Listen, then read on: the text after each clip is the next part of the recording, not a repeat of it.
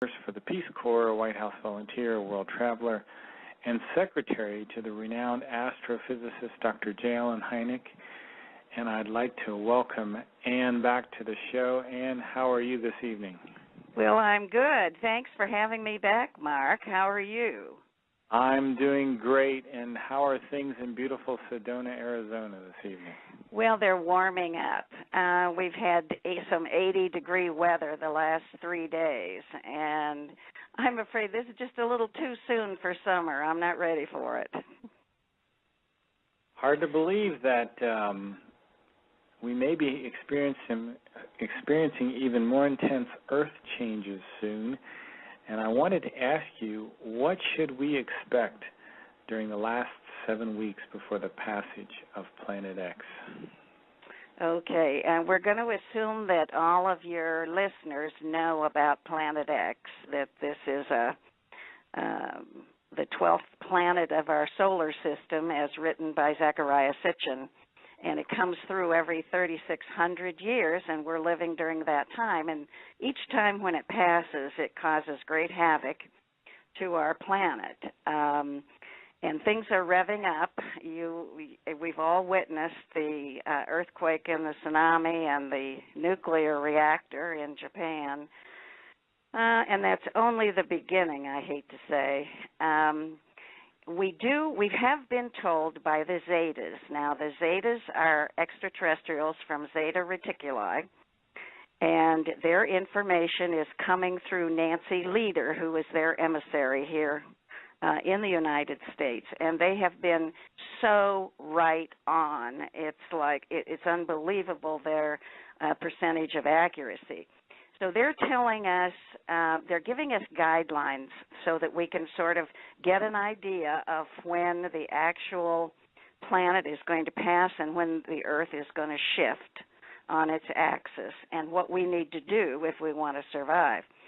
And during the last 7 weeks, we know that there will be 9 days of a severe wobble, and your guests might want to get a pencil out. They may want to just jot down some notes here. But 9 days of a severe wobble, and then about 4.5 days of the planet leaning way over to the left. As Nibiru, Planet X, comes toward the Earth, we lean over to try to get away from it because the electromagnetic particles are causing a lot of static and confusion, and we want to get away from it. So we're leaning to the left. Then there's 2.5 days of progression towards a 3-day of darkness. So certainly when we get, it's the northern hemisphere that will experience the 3 days of darkness. That's when the planet tips way back, the North Pole tips way back away from the sun, which is away from Planet X because it's trying to get away from it. And that'll give us 3 days of darkness. So when we experience that, then we know that it's pretty soon. We then have 6 days of sunrise in the west. So that'll be something that will be very unusual for us. And then 18 days of slowing rotation. The planet is actually going to slow way down and eventually stop. And that's about 5.9 days of rotation stoppage. And then the planet falls over. If you can just picture a top that you wind up, and it spins around, and then as it runs down, it gets wobbly, and then all of a sudden it stops, and then it falls over on its side. That's just exactly what's going to happen to the Earth, and it's going to do that as Planet X passes by overhead, and there'll be no mistaking. We'll all be able to see it and watch it. It's going to be fairly large, and it's coming with a huge tail behind it, and this tail is full of a lot of boulders and asteroids and moons and just all kinds of stuff. And the tail whips back and forth behind the planet behind Planet X, and it will be dropping fireballs and meteorites and boulders onto the Earth as it comes by. So one of the things we want to make sure to do is to get in some sort of a shallow protective area with a roof over the top, something that will between you and these boulders that are dropping down. And then the planet is going to, after it passes, the actual shift is only going to last about an hour, and it'll be a series of severe jolts. And once it's finished, then you can come out from this shallow place, and you can start surviving. There'll be a lot going on, and you shouldn't plan on any of the first responders helping, because they will just be overwhelmed at that point. So everybody has to take some personal, has to get ready themselves. They have to take care of themselves and prepare. So that's the last 7 weeks. And what we're in right now is the 7 of the 10. If you had a continuum of 1 to 10, and 10 was the pole shift, we're at a 7.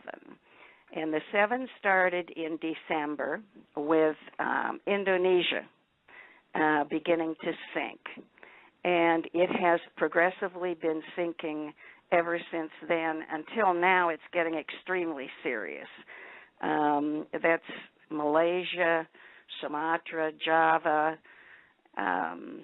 New Guinea, Thailand, the Philippines, Vietnam, and there's some sinking in Pakistan and also in India.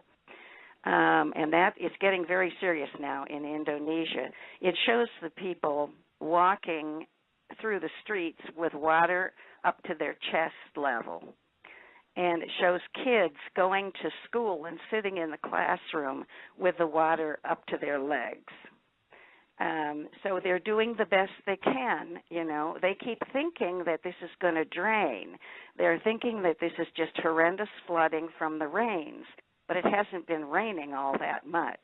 It's because their ground is sinking, and they were not very high above sea level anyway.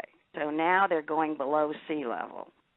And even the fishermen over there are unable to go out and fish because the waters are so choppy and angry that it's too dangerous for them. So they're in a serious situation, and we're talking about millions of people who have been routed out from their homes, and their rice paddies have all been flooded. So there's an extreme need over there now for more food. So do you have any questions yet, Mark? I can just go on from here. Yeah, it's interesting. Did Zeta Talk predict the problems in Japan? Well, they have predicted where Japan comes in the 7 of 10 scenario, but it doesn't start the way it started now. They were aware of this earthquake coming, but this wasn't the trigger earthquake that we have to watch for. After Indonesia goes, then what's happening in the Pacific is it's getting smaller, it's getting shorter, it's folding together. And these massive plates that are way down underneath the ground are moving. And Japan sits on 3 of these large plates. And with this earthquake, it jolted it so much that it moved 8 feet closer to the United States. And so it jolted all 3 of these plates. So those are in motion now. And the earthquake in the South Island of Japan, or not the earthquake, but the volcano has been erupting. But the Zetas told us to watch for the series of earthquakes in Japan that start in the southern island. And they will increasingly get worse and worse. So we're not seeing that yet, but we can expect that that's going to happen, I think, fairly soon. And they're just going to have a terrible time. I would, if I had any friends or family in Japan and they haven't left yet, I would tell them to leave now. They need to relocate. Japan is going to be toast before it's all over. But will Japanese eventually be just inundated by water completely? Yeah. Mm-hmm. Okay. Pretty much so. And the other thing that happened was that 250 miles stretch of their coastline up there along the northeastern part of Japan is falling into the ocean. It's fallen by 10 degrees so far, and it's slipping into a 20,000-foot drop-off. So, and it's a very large part of the island. And it's where the reactors are, and it's where the tsunami came in, and it's all in that area there. So it's just, this is the European Space Agency that has released this information, and this has all been documented. So, go ahead. And I wanted to ask you, when I look at what's happening in the world right now, and I see this horrific nuclear disaster in Japan, which is probably the greatest disaster we've ever had in our history, and then I see almost nothing on the mainstream media. I wondered if you could comment on that. Well, it's the mainstream media is being controlled by the powers that be, and the powers that be know all about the scenario and know what's coming, and they want to keep they want to keep us, the average Joe on the street, ignorant of the facts as long as they possibly can. And they have built tremendous underground survival places, underground caverns that just go for miles underground to save themselves, and they're highly stocked with medications and food and water. It's our tax dollar that is paid for all of that. And there are just so many of these, and it's for the powers that be and the people that they choose that they want to have survive this thing that's coming. So they're going to keep quiet in the mainstream media as long as they possibly can. So you're not being given what's happening. The reason we know about it is if you will go on to the website, Earth Changes Pole Shift Ning, N-I-N-G. If you go on there and join that website, you will get the latest information from all around the world of what's happening, because there are people, average people all over the world that are plugged into this website that are feeding it with all this information. And there are pictures of everything that's happening in Indonesia. So this is one place for everybody to go. And then there's also a section on how to survive and what you need to do to survive. And also, your listeners should be going to the website zetatalk.com. That's Z as in zebra, ETATALK.com. And they will be getting the straight scoop on what's happening, and they can keep up with everything. This shift is going to be quite severe, and it always isn't always that way. Sometimes when Planet X comes through, every 3,600 years, it's further away from the Earth as it passes. But this is going to be a close passage. It's only going to be about 14 million miles from the Earth when it passes overhead. And that's pretty close when you're talking about these huge celestial beings. Actually, the planet is 4 times the diameter of the Earth, and it's 23 times the mass of the Earth. So he's a pretty big dude in the neighborhood, and this electromagnetic push and pull and little war that's going on now is just going to increase the closer it gets, and Planet X will win. So we need to prepare, and I think you had a question about the color red. Did you have a question? Well, let's get, I have a caller here, and I want to take that if you're ready for that. Sure. 831, state your name and where you're calling from. Hi, this is Astrid. And Astrid, how are you? Yeah, how are you? First of all, I wanted to say, Mark, we don't have a chat room. We want our chat room back. So could you We're having a could you Blog put Talk up a Radio chat room, because there's websites that have been stated here that are really interesting for us. I wanted to comment on the fact that everything that's been said is true, and unfortunately nobody knows about it because it's just not said. So it's, you know, some people may come to your show, and I'm a big fan of yours, of course. But some people may come to your show and think, well, where is this information coming from? Well, if you just, you know, Google and look up what's happening in all the parts of the countries that your guest has just mentioned, you'll see that this is true. This is real. People are flooding and going around with, you know, waist-high waters, thinking that it's going to just drop away like it usually does downriver, right? But this time the river isn't going down anymore. Right. Yes. I'm interested in Planet X because I absolutely know nothing about it, in the sense that I channel the information too, but I don't have names to associate my channelings, you know. So basically I'm always confirmed by what others say or validate it. This planet, how big is it?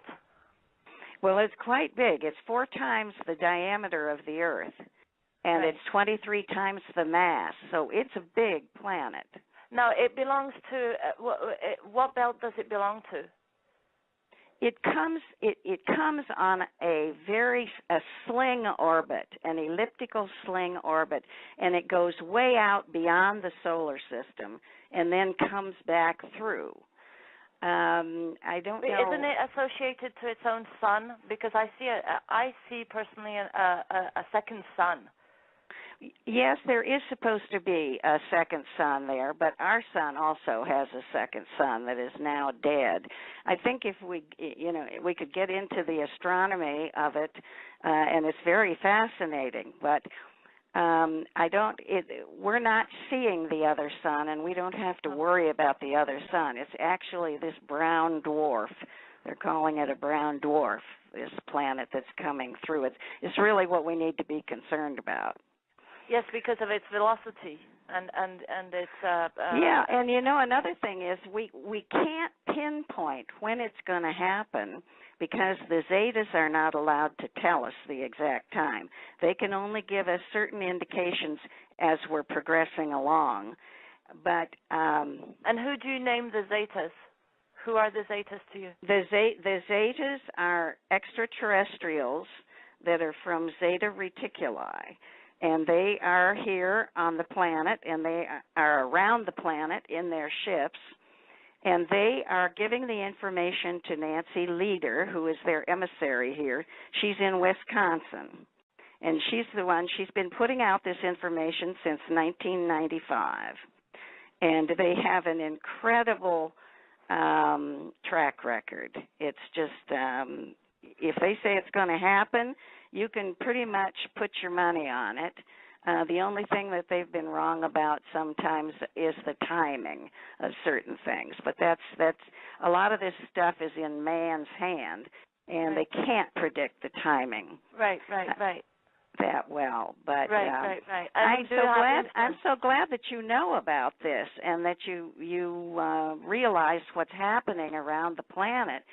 And I wanted to give you 2 more things to try and find, because it's just full of information about this. And there are 2 videos or movies that are out now on the internet.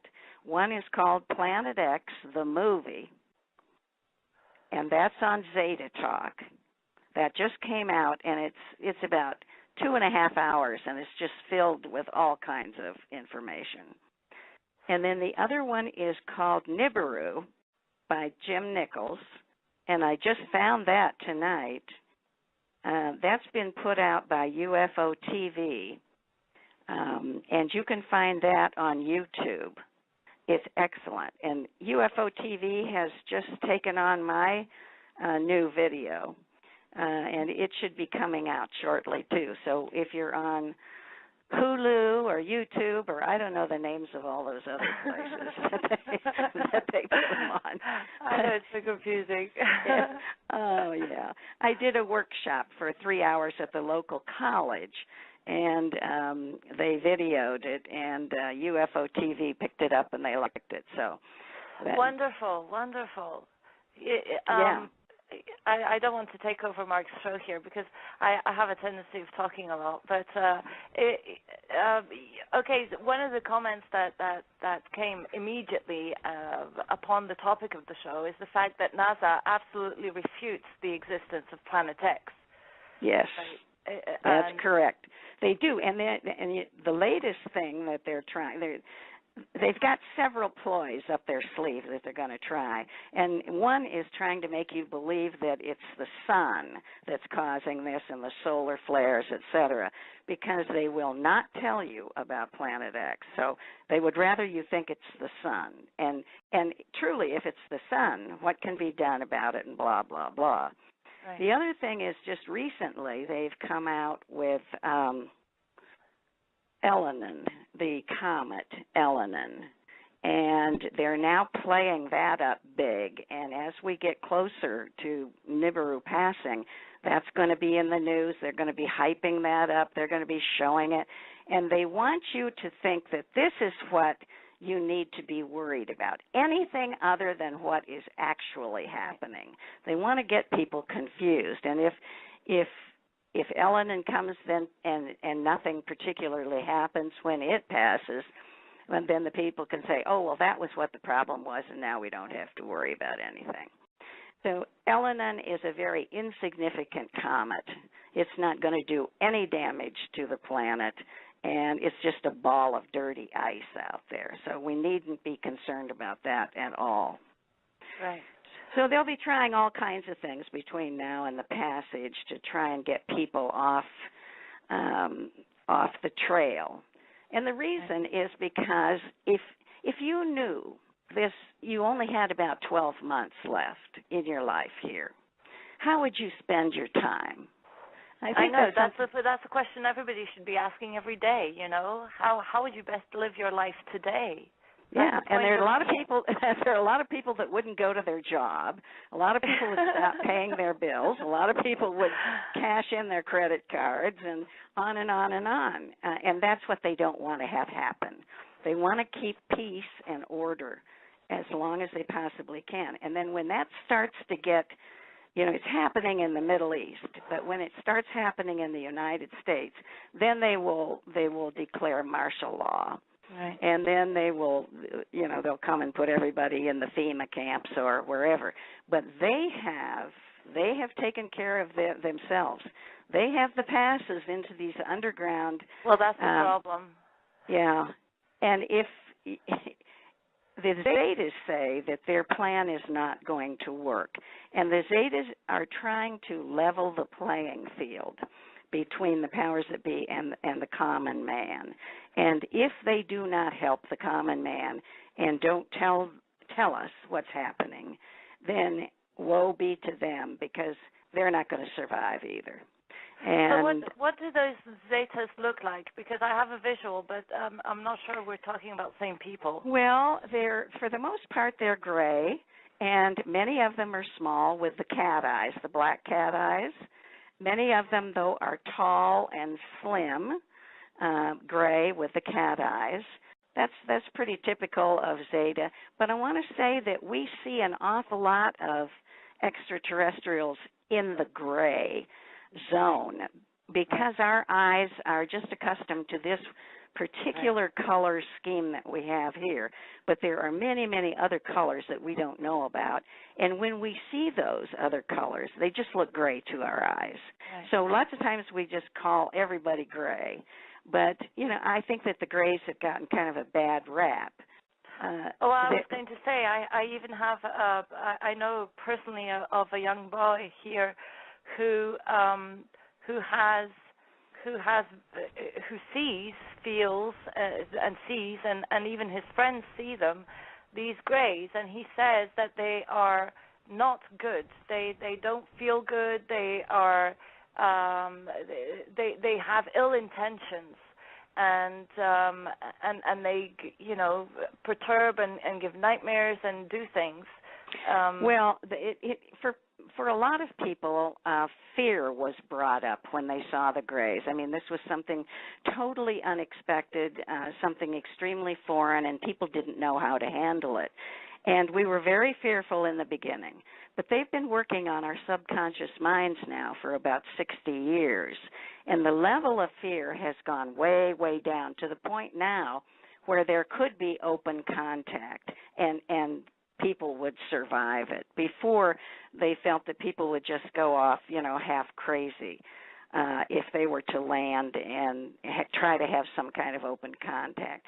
And the other thing is that during the abduction phase, when many people were being picked up by the greys and were being used for the hybrid breeding program, there was a lot of fear instilled in those people because they were taken from their beds at night. But you can blame that on President Eisenhower and our government, because it was Eisenhower that signed the treaty with the greys saying they could do this, and saying that they had to wipe their memory off so that they couldn't remember it, and they had to deposit the people back where they picked them up. And then they had to give a list every so often to MJ-12 of the people that they were using in this hybrid breeding program. Now, I think it's just man's nature to become frightened of something that they don't know about. And I think the thing is, if knowing what man is capable of, you can easily imagine what other beings are capable of. Well, that's our problem. We're so warlike to begin with, and so we think everybody else is warlike. Listen, they've been around forever, and if they had wanted to eat us for lunch, they'd have done it a long time ago. I know.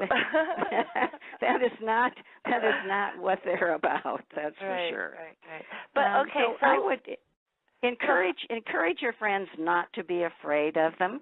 The ones that are here now are not hostile at all. There's no reason to fear them. And what I say in these workshops that I do, there's always somebody that brings this up in the workshop. If you need to be afraid of somebody, be very afraid of the government. Be very afraid of the CIA. Be very afraid of the powers that be, because they would just as soon snub you out as have to worry about feeding you. So I think that's where that stands. I got lots to say about that one too, but maybe Mark wants to take the show over. Okay. Well, nice talking to you. It was lovely talking to you too. Where are you calling from, Astrid? I'm in the Santa Cruz Mountains.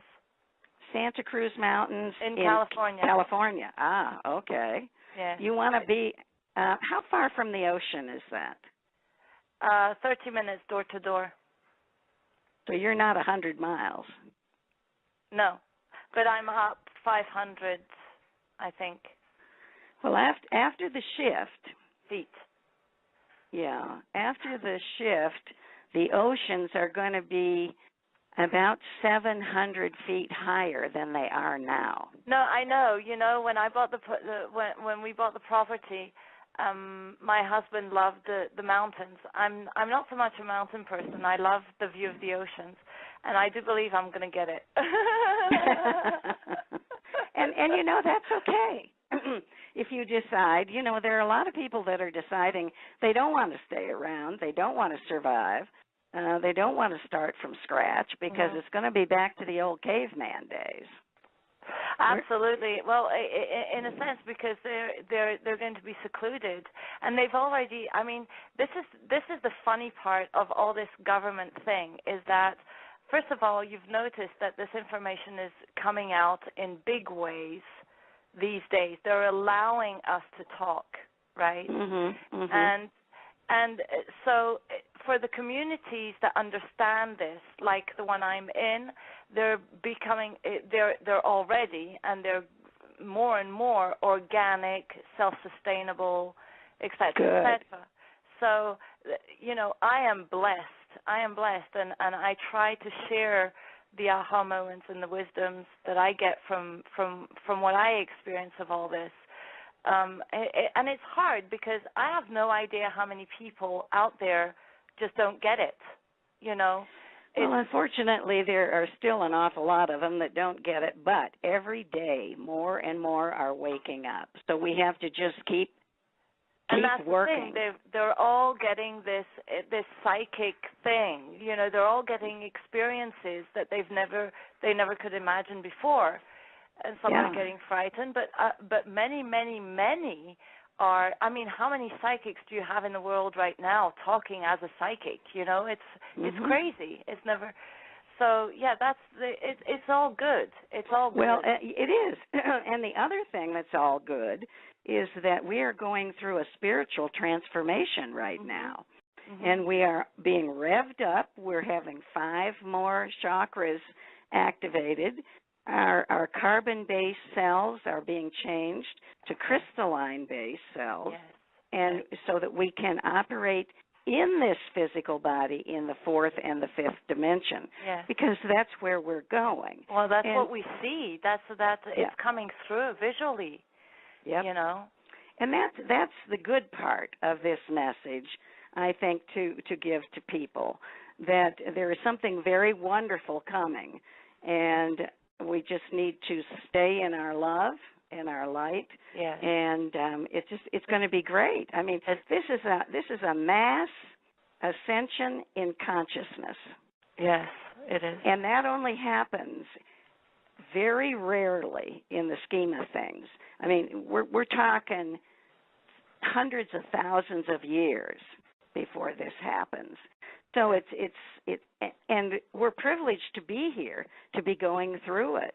And none of us are here by accident. We all chose to be here. You may not remember it, but it's a wonderful time to be on the planet. I know. Thank you for being a guest on Mark's show. You're wonderful. We're going to be given a wonderful opportunity here to grow spiritually in helping our neighbors through all of this, helping the people that don't hear about it or don't understand what's happening. And I think especially the children. There are going to be so many children that are going to be without parents. And these children are going to need help from all of us. So we need to keep that in mind. Yes. Help your neighbors, guys. Thank you so much for taking my call. Oh, you're welcome. Thanks for calling. You're welcome. Thank you. Yeah. Thanks, Astrid. And I want to let everyone know the chat room did finally come up. Blog Talk had a site-wide problem with the chat. So we're back up, and let me give a quick shout-out to the people that finally got in. I'd like to thank Aftermark Radio, Alien Talk, Erica, Domenica Amore, Earth Tuner. We got a couple guests with the auto-generated numbers and IQXX. I always have a hard time saying that. Thanks, guys, for coming to the show. So, we are talking about safe places as well. Aren't there some places that are a little more safer than others where you can kind of ride out the passage of Planet X? Yes, there are. And I want to say that on ZetaTalk.com, there is a part of it that says safe locations. And if you click on there, you can find your state. And in some cases, you can even find the actual city that you're living in. Now, as far as Ohio, and I have a very soft spot in my heart for Ohio since I was born and raised there, what they're saying about Ohio, we're going to have the new Madrid Fault that's going to split, and that goes all the way from New Orleans up through Illinois, up to the Great Lakes, and then on to the St. Lawrence Seaway. That's all going to open up, and the Great Lakes are going to drain down into the Mississippi. Now, Ohio is good, except if you're near the Ohio River. That's going to flood and go way over the banks. And then there's going to be a Great Lake that will be partially in Ohio on the western side. So you want to go east in Ohio. I'm central. I'm east central. Yeah. Good. Are you close to the mountains? Now, I forget. Where were the Allegheny Mountains? Right. There's a lot of hills here. You want to get up into those mountains. Okay. The Allegheny Mountains. That's going to be the safest part. Now, a lot of people will choose not to move, and they'll just stay where they've been, and that's fine. Even then, there are things that you can do. You can stock up on your food and water and medications. Tools, any kind of tools are going to come in handy. And you need to plan for a camper's life. So, it wouldn't hurt to have a tent and have some cooking utensils. But it's going to be a long time before the place is able to rebuild. For those people who are living close to the oceans, you need to get 100 miles inland. And if you can get to 1,000 feet in altitude, fine. That would be great. And you want to locate out of the cities. The cities are going to become a death trap. So you need to go rural, and with your small group of family or friends or whoever it is you choose to survive with. But I think the spiritual preparation is even more important than the physical preparation. And you're being given an opportunity now to know what's coming, so you have some time. You have time now to seek your own inner spiritual guidance and to make peace with your own God, and especially your families and friends, to ask forgiveness if necessary and forgive if necessary.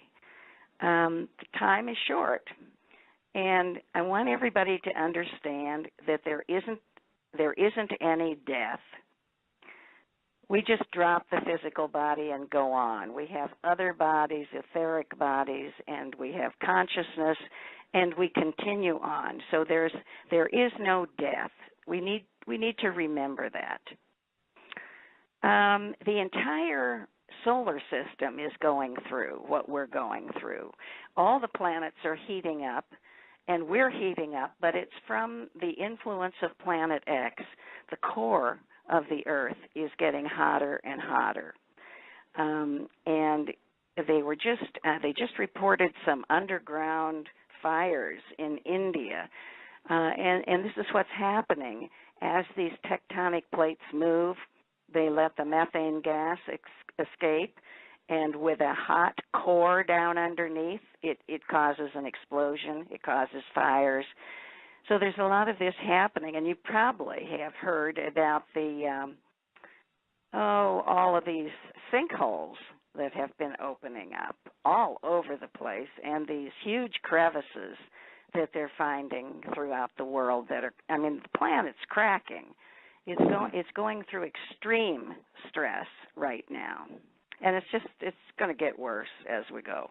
So I wanted to ask a few questions that kind of lay the historical background, and some of this you're probably familiar with a lot of it. Some of it you may not be, and that's okay.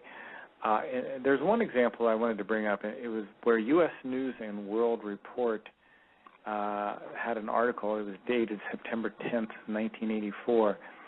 Planet X, is it really out there? Is that an article you ever heard of? Or? Oh, it doesn't ring a bell right now. What year was that? It was a U.S. News and World Report article. What year? It was back in 84, actually. 84. So that was just a year after they discovered Planet X. It was seen on, infrared telescope from the South Pole in 1983. But they were keeping that quiet. Now that was the IRAS, the infrared astronomical satellite. Yes. Uh-huh. That was the Earth in a polar orbit, and I think it detected the heat of that object at that time. I think in '83 it was supposed to be 50 billion miles away. Yeah, something like that. And that's, you know, they can't tell us when it's going to hit, even though they know how far away it is from us, because the speed is altered. The speed is not steady. It depends upon all of the solar winds and the particles that are bouncing around.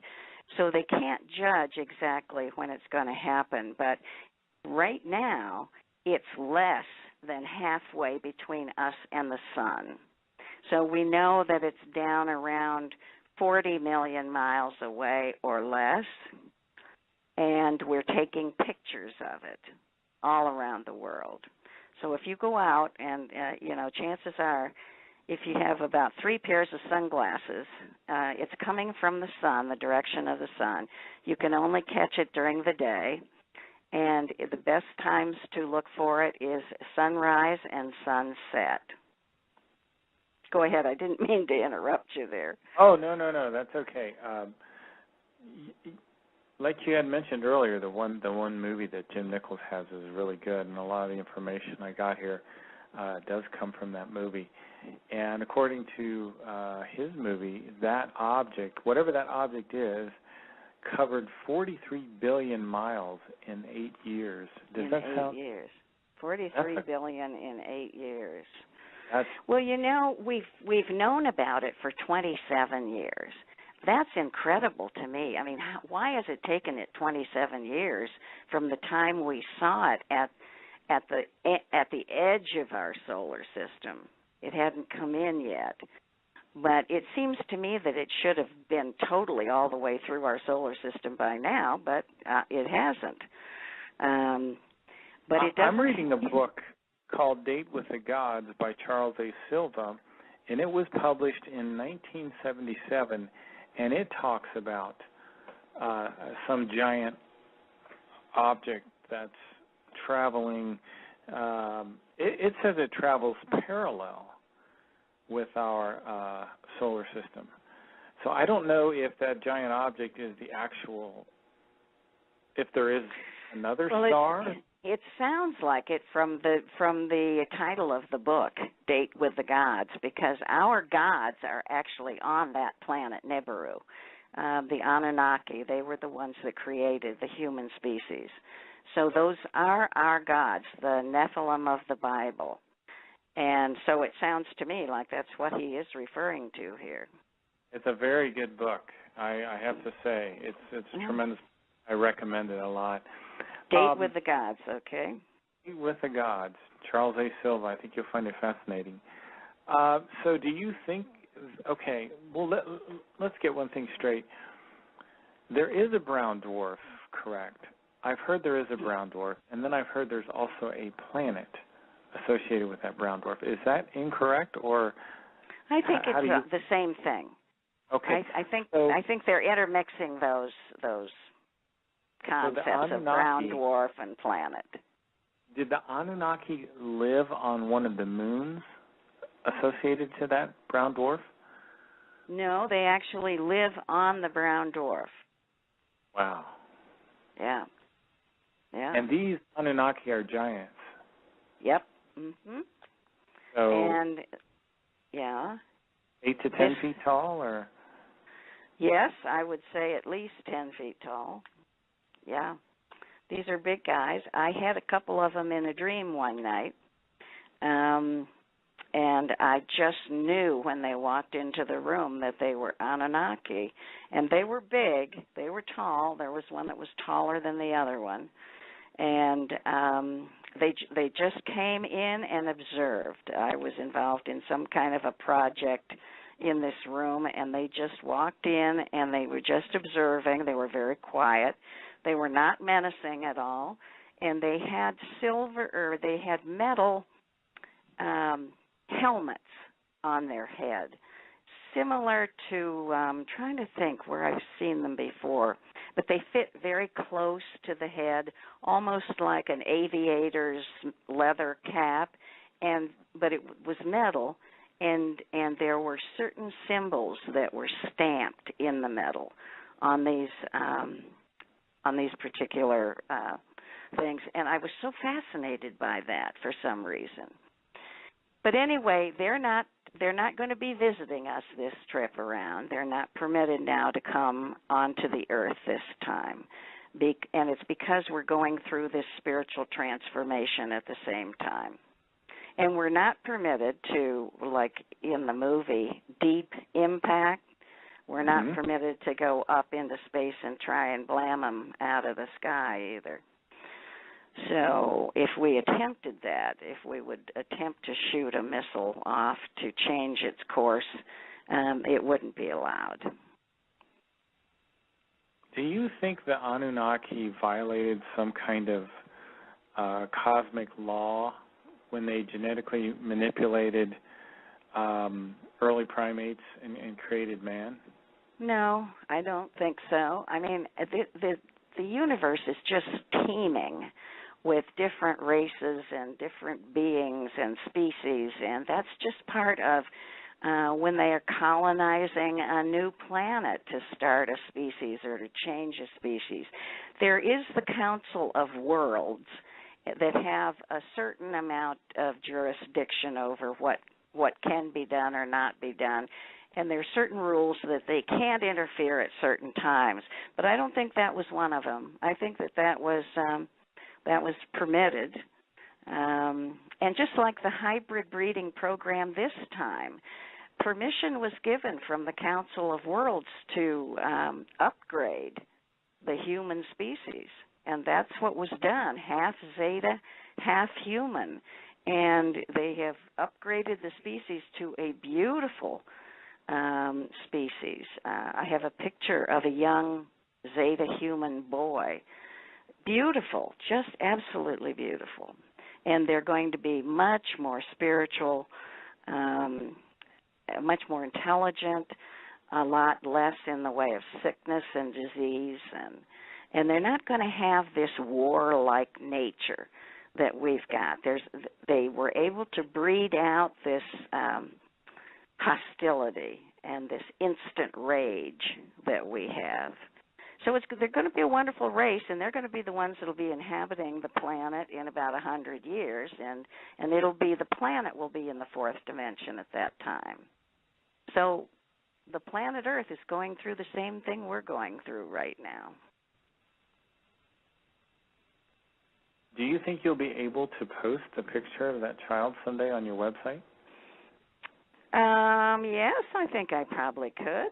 It was drawn by David Dees, and Dave. Let me give you his email, and you may find it on his website. It's Dave DAVODEES Dave O'Dees at hotmail.com, and you might be able to find that. He's got other pictures too of what it will look like as Planet X comes in. And there is one that is just incredible of the tsunami off the California coast and just about to crash into San Francisco. It's really a picture, I'll tell you. And he's go ahead. So Planet X is the same planet that Zecharia Sitchin called Nibiru? That's correct. Mm-hmm.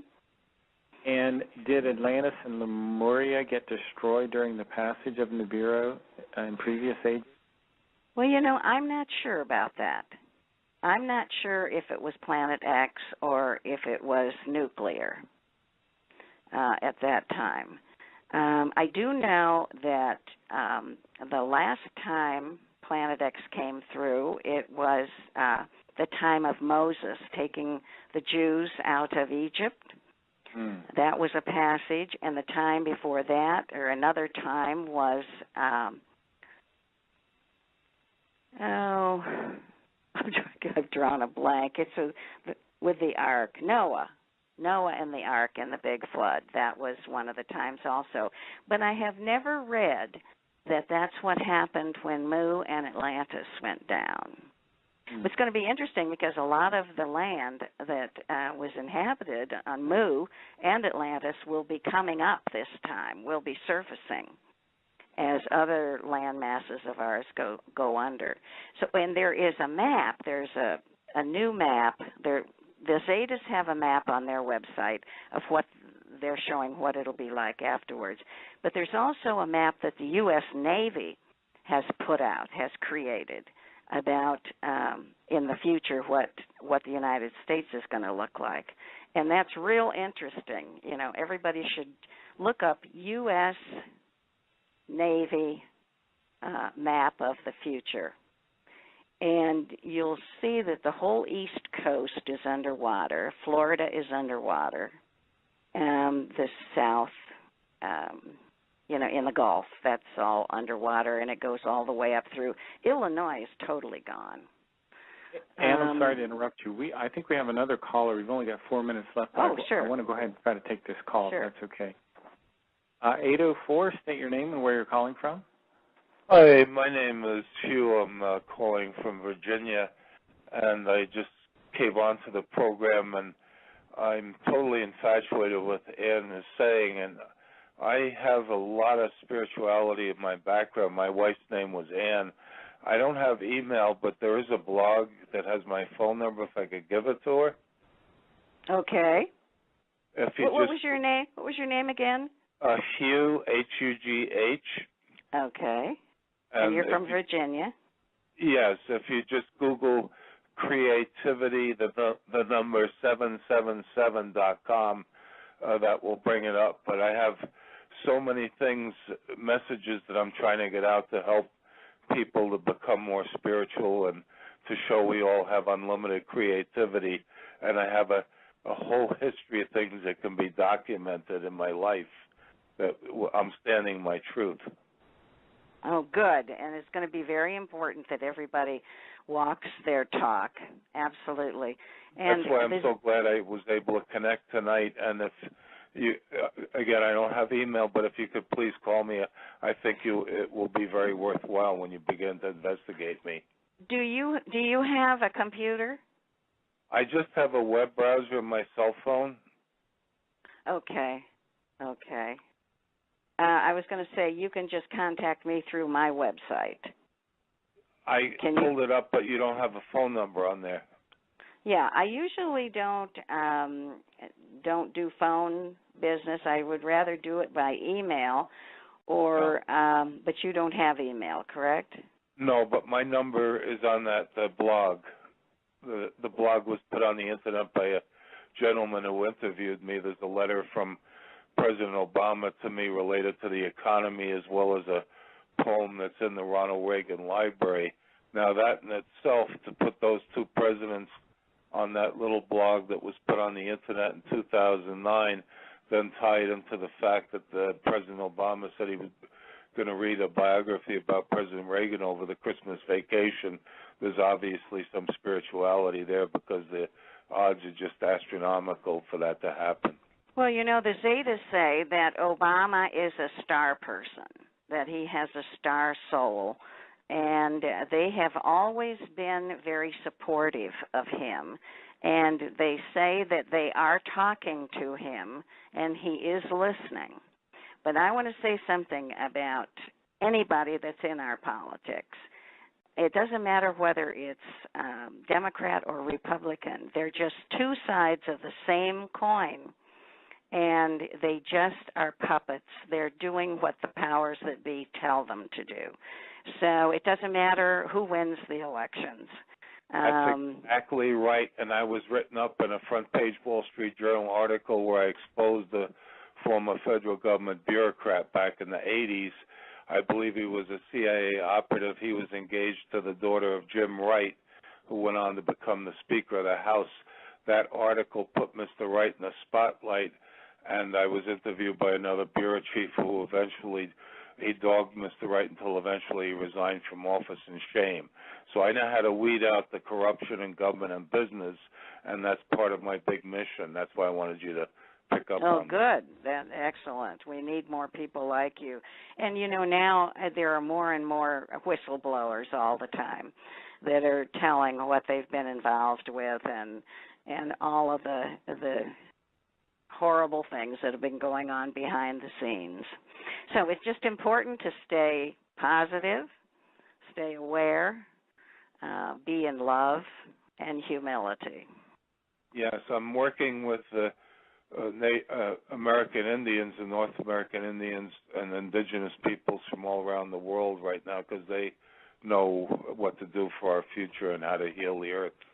Oh yeah, and they know all about what's happening, and they have known about it for a long, long time. Yes, and there'll exactly.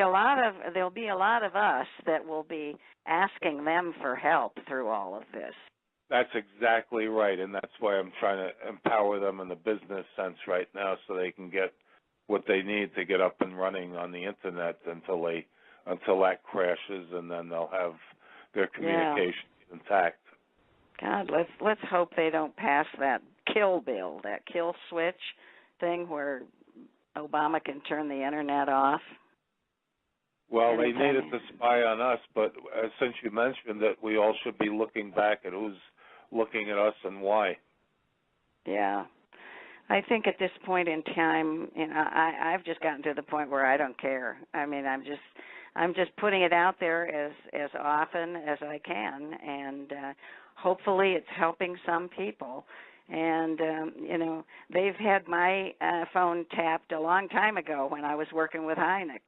And I was also given migraine headaches for 10 years during that time also. So, it's just, I feel sorry for them because they will eventually have to pay for all this stuff.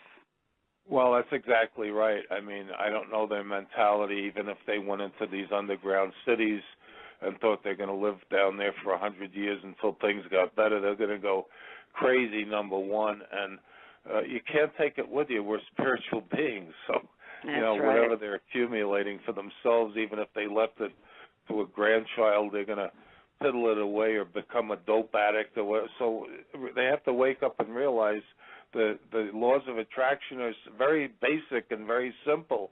You put out good, you get good back. So I wanted to mention, too, that if anybody wants to buy an apartment underground, I think the name of the company is Vivos, V-I-V-O-S, and they are selling fully stocked apartments for $50,000 per adult and $25,000 per child. There aren't many of us who can afford that. Well, the money's not going to be worth anything pretty soon, so that's true. Learn how to barter. Even if you're buying gold and you're hoarding gold, if there's no food to eat, what good is the gold going to do you? That's exactly right. We're going to be camping, and we need to plant our gardens and tend the sheep and the chickens, and that's actually what Nancy Leader is doing up in Wisconsin. She is certainly walking her talk. She's an example for all of us. Yeah. Well, I know there's only a little bit left of the show, but I'm so happy to come into contact with you, and I hope if you will take an interest, I think I can give you more. Hugh, what is your last name? My last name is Traulsen, T like Tom, R-A-U-L-S-E-N like Nancy. Okay. And that last name also has global recognition. My father manufactured commercial refrigerators and freezers for hotels, hospitals, schools, restaurants. They're all around the country and around the world. He passed on in 1990. He was a busy guy. He was married 7 times, but to show my connectivity to a lot of things, his 6th wife, if you Google Regine Traulsen, you'll see she married the controller for New York City back in 1996, William J. Diamond. They were married in Gracie Mansion by Rudolph Giuliani, who was mayor at the time. Uh-huh. Okay. Well, thanks for calling in. Okay, thank you, and God bless you for all your work. You too. Thanks, Hugh. I appreciate the call. Thank you. Well, Ann, I extended the show just a little bit so you guys just wouldn't get cut off, but you've already gone over time a little bit here, so I Okay. I don't want to. You're Eastern time, right? Or are you? No, we're Pacific now. Okay, so it's not quite as bad for you. No, but, it isn't. It's just 5 after 8 here now. Okay, but I do appreciate you coming on the show again and giving us a little more food for thought. And it's been very fascinating. Let's hope, and I'm always holding out for a little hope that it's not going to be as bad as people think. Well, good. I think we should all hold out a little hope. There's nothing wrong with that. Not at all. And thank you so much, Mark, for having me again. It's been my pleasure, and Ann, thank you, and have a good evening. And thanks for everybody that came and called in. Okay, bye-bye. Goodbye.